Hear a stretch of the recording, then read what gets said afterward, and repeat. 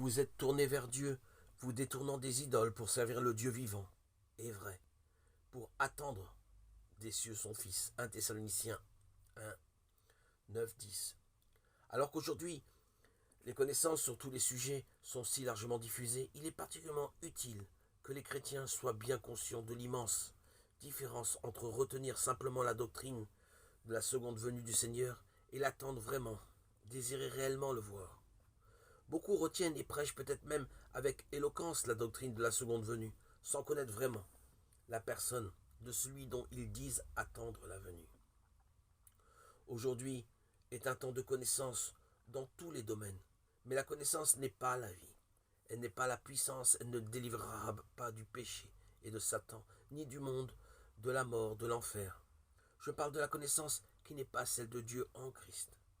Quelqu'un peut savoir beaucoup de choses sur l'Écriture, beaucoup de choses sur la prophétie, beaucoup de choses sur la doctrine, et être cependant mort dans ses fautes et dans ses péchés.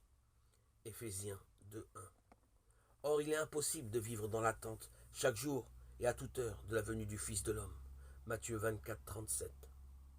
Si celui-ci n'est pas connu par expérience, je peux m'intéresser au sujet de la prophétie, l'étudier simplement en exerçant mon intelligence. Je peux alors découvrir la doctrine de la seconde venue du Seigneur et rester cependant dans une totale ignorance de Christ, en vivant avec un cœur entièrement éloigné de lui.